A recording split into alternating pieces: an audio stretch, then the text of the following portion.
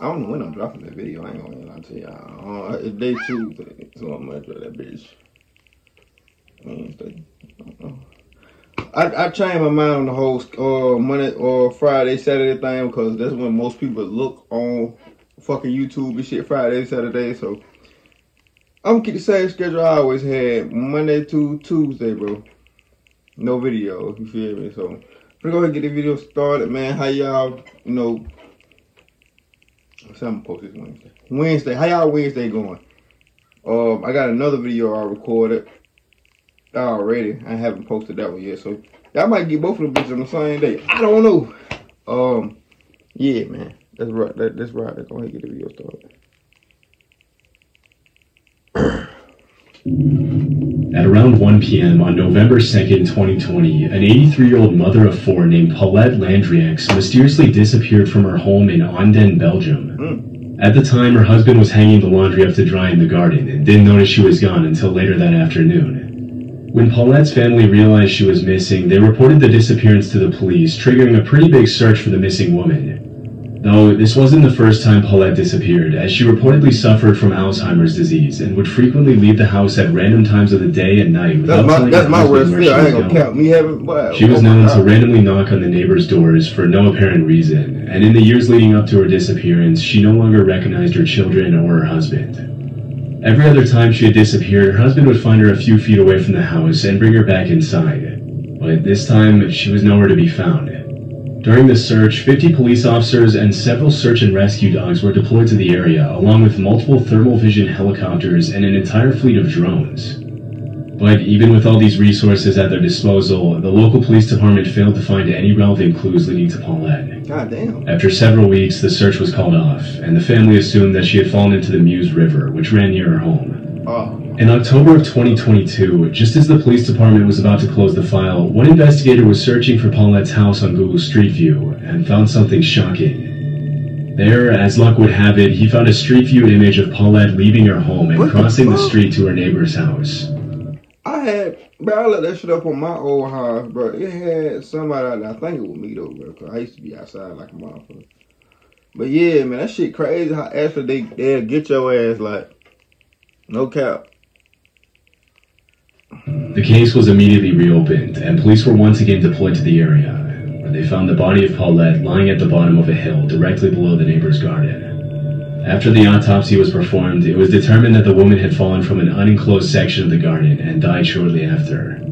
Her final moments eerily being caught by the passing Google Street View car as she walks to her death, likely in another wave of confused state caused by her Alzheimer's disease. One thing that's hard to understand is how the police failed to see her with their drones and helicopters the first time. But at least now the family can find closure knowing what happened to Paulette, even if it comes with this eerie last image of her ever being seen alive. Damn, man. If you visit the location on Google Maps today, you'll find the image has been overwritten by a more up-to-date view of the town.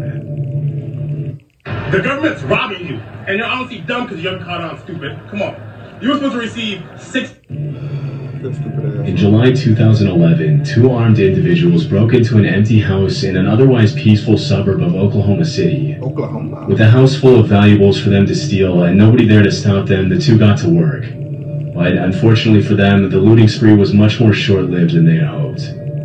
A few minutes later, the homeowner returned and walked in on the two of them looting her house. But instead of fleeing with the valuables they had already stolen, they held her at gunpoint as they continued to ransack her home. This went on for over an hour, and during the traumatizing incident, the woman recalled thinking they were going to shoot her before leaving. Fortunately, the robbers eventually left the house without physically harming the woman. After the armed robbery, she refused to reveal her identity to the press out of fear that the thieves would retaliate. You already gonna go to jail if you go with somebody's house, but have a gun in somebody's house is crazy. Just like if you go to rob a bank. You can say, give them the money, you robbing it. You gonna go to jail still, but you gonna go to jail even if you got a weapon. Yeah, man, some of y'all are crazy, man. The woman later reported the incident to the cops, but with no witnesses and an absence of solid leads, the case eventually went cold, and the woman lost hope that the two criminals would ever be found. However, 3 years later, the case took an unexpected turn. On a day in July 2014, the woman's neighbor was looking at her street using Google Maps Street View when she noticed an image of two men casually strolling down the street who perfectly matched the description the victim had given her of the criminals. Immediately, she texted the woman, who confirmed that the two men captured by the Street View van that happened to be mapping out the neighborhood on the day of the robbery were indeed the same two men who had robbed. You know how bad of a luck you got a motherfucking have to rob somebody and then get caught on the motherfucking camera. That's why, like, my city is a small city, but now they got more cameras in neighborhoods and shit now. That when I was staying in my city, my hometown, they didn't have all them fucking cameras. They got cameras all around that motherfucker. So when you leave home, you being traced, which is fucking crazy to me. Like a nigga now don't want to do no drills and shit. But anyway, god damn, man, you know how bad of a luck you gotta have, my guy. But that's why people have so many repeat defenders. Some of the dumb motherfuckers like this. Based on the direction they were walking, it seems that the image was captured in the minutes leading up to the crime. Unfortunately, because the two men's faces are obscured by the grainy quality of the image and Google's software that automatically blurs pedestrians, the cops haven't been able to track the men down. But with a string of clues and a picture to add to their search, police now have a much better chance of catching the two thanks to Google Maps. One night in October 2006, a 72-year-old man named David Lee Niles met up with a friend at Chase Bar in Byrontown, Michigan. This was a place that David visited frequently and usually stayed there for at least a couple of hours, but on that particular evening, the story was very different. Earlier that year, David had been diagnosed with cancer, and after a brief conversation with his friend, he left abruptly, claiming that he was in a lot of physical pain due to the cancer. That was the last time anyone ever saw him.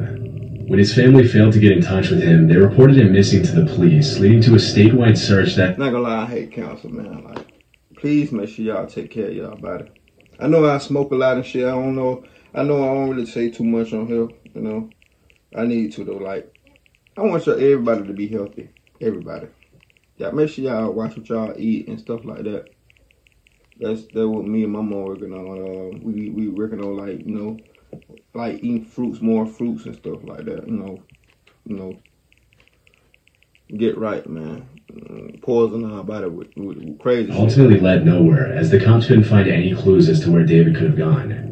In 2011, 5 years after his disappearance, his family lost hope and accepted the idea that David was gone. The obituary they published online read, David Lee Niles, age 72 of Wyoming, passed away and only God knows the time and place. The case went completely cold until almost a decade later when a new twist shed light on David's disappearance. One morning in November 2015, Brian Hausman, an employee of the Cook Funeral Home in Byron County, was decorating the company Christmas tree outside. When he got to the top of the tree on his lift to put up the star, he noticed something in the adjacent pond that looked like a submerged car. Immediately, he called the police, and using Google Maps from a bird's eye view, they were able to see the same outline that was described. A dive team was deployed to the area, who confirmed that there was in fact a car at the bottom of the pond. Later that morning, a wrecking crew pulled out the vehicle for the police to inspect. Inside the vehicle, the cops found the skeletal remains of a man, along with a wallet belonging to David Lee Niles. R.I.P., man. After it was confirmed that the skeletal remains were his, David's family members finally found some closure. Still, the case remains a mystery, as it's unknown what exactly happened to him. Even before his cancer diagnosis, David was known to have severe depressive episodes, and things understandably got a lot worse for him after he found out about the illness. With all this in mind, it's possible that he took his own life, but we'll likely never know for sure.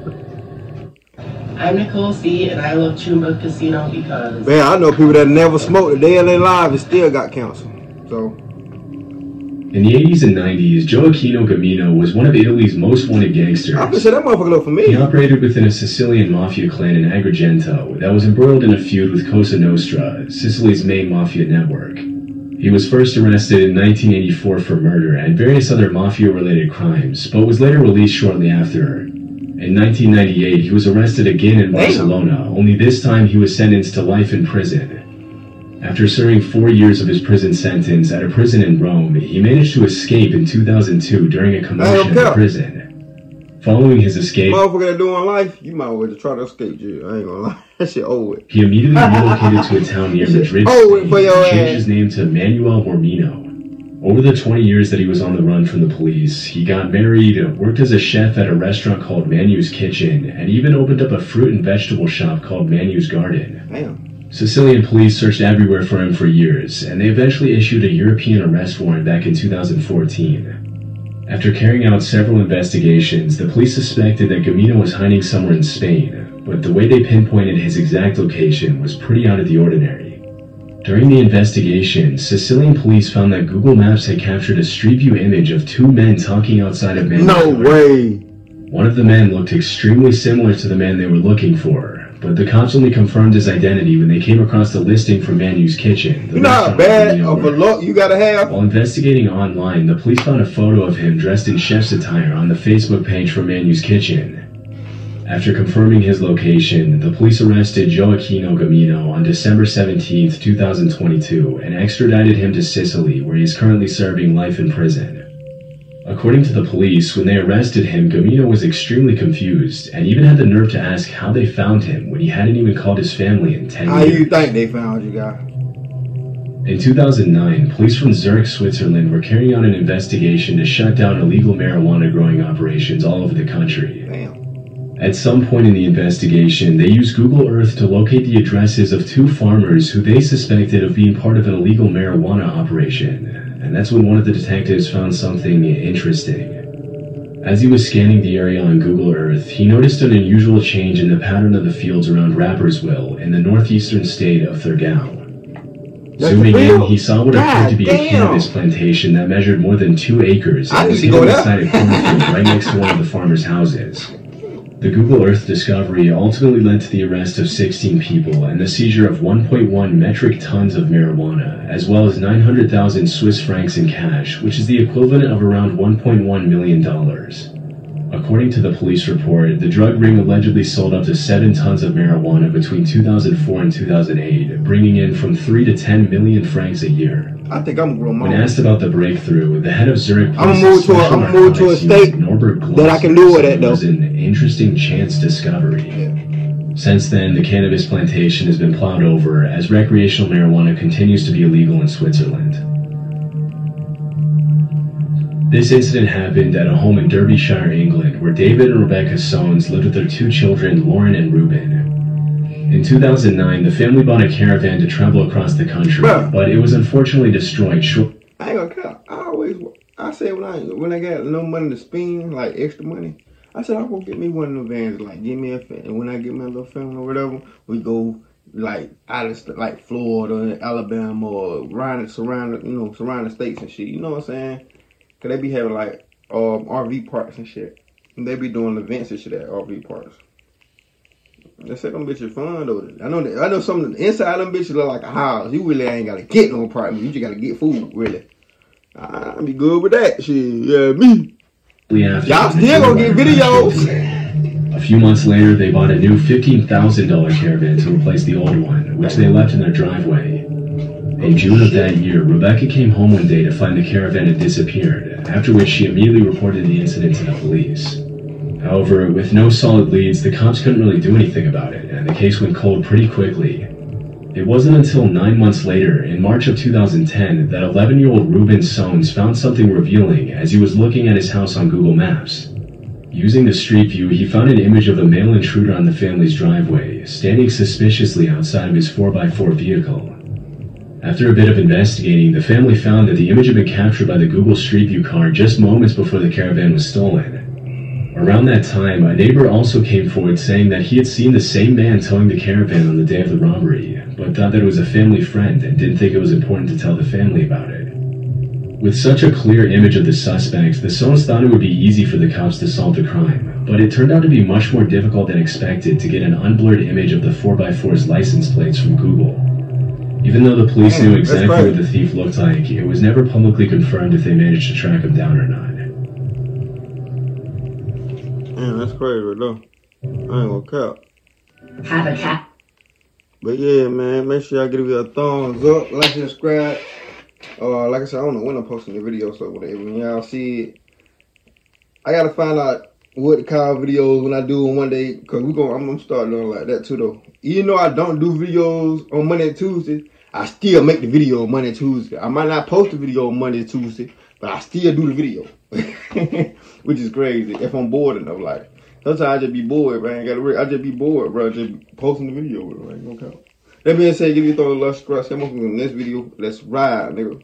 Stay safe. Don't drop you low, the bitch gon' let it blow. From your head down to your toe, don't wipe your nose. The way little buddy got dead, you'll think he had a cold. Gon' zip him up, cause I can get you touched, no matter what city you in. From the east to the west, we walk him and gun him down. Big low, big P for real. I be in the trench late night, thinking with some killers that bang for P for real. Say free the boozy, my dog, you doing life. Thank God for me, Lucille.